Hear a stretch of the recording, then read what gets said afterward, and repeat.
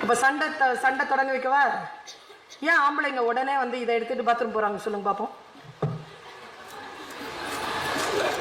ஒருவேளை வைஃப்க்கு பாஸ்வேர்ட் தெரிஞ்சு அந்த 5 நிமிட்ஸ் என்னங்க இது?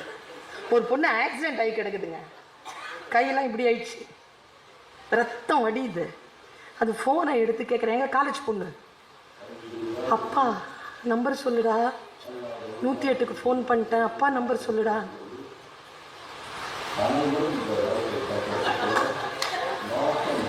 பாஸ்வேர்ட் சொல்ல மாட்டேங்குதுங்க. கிட்ட கூப்பிட்டு போட்டுச்சு பாருங்க ஒரு பாஸ்வேர்டு. இந்த சூன்யம் வைக்கிறவங்க வைப்பாங்க தெரியுமா?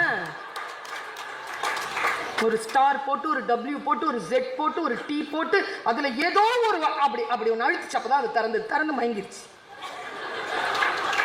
அது 2 நிமிஷத்துல மறுபடியும் சுவிட்ச் ஆஃப் ஆயிடுச்சு. அடுத்தவங்களுக்கு தெரியாத ரகசியம். பெற்றோர்கள் நிறைய இருக்கீங்க, குட்டீஸ் கொஞ்சம் தான் இருக்கிறீங்க. அதனால சொல்றேன், முதல்ல எல்லாம் நம்ம அம்மா அப்பா என்ன செய்வாங்க, நம்ம வந்தோட நம்முடைய பைய செக் பண்ணுவாங்களா? என் அண்ணன் பைய செக் பண்ணுவாங்க, கொட்டி செக் பண்ணுவாங்க உள்ள ஏதாவது இருக்கான்னு. இன்னைக்கு நான் கொட்டி செக் பண்ணனா என் பையன் ஏதாவது இருக்கான்னு இதை தான் கொட்டி செக் பண்ணணும். ஏன்னா எல்லாம் இதுக்குள்ளதான் வச்சிருக்கான் அவன். எனக்கே தெரியாது பாஸ்வேர்டு. அவன் வச்சிருக்கான் கிளவுட்ல எல்லாம். 9,000 ரூபாய் நான் கட்டணும். உள்ளுக்குள்ள ஃபுல்லா ரகசியங்களை ஃபோல்டரை வச்சிருக்கான்.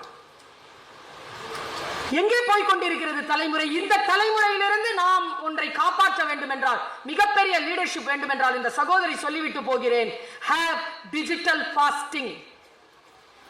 ஒரு பொழுது இருக்கிறீங்க, 2 நாட்கள் தானே, ஒரு பொழுது இருக்கிறீங்கல்ல 40 நாள் ஈஸ்டருக்காக காத்திருந்து 2 நாட்களில் வாழ்கிறீர்கள் தானே. ஒவ்வொரு நாளிற்கும் தூங்குவதற்கு முன்னால் 3 மணி நேரம் நான் விரதம் இருப்பேன். அந்த நேரத்தில் நானாக முயற்சி செய்து எந்த ஆப்பையும் பார்க்க மாட்டேன். 2 குட்டி பசங்க, சரி மேடம்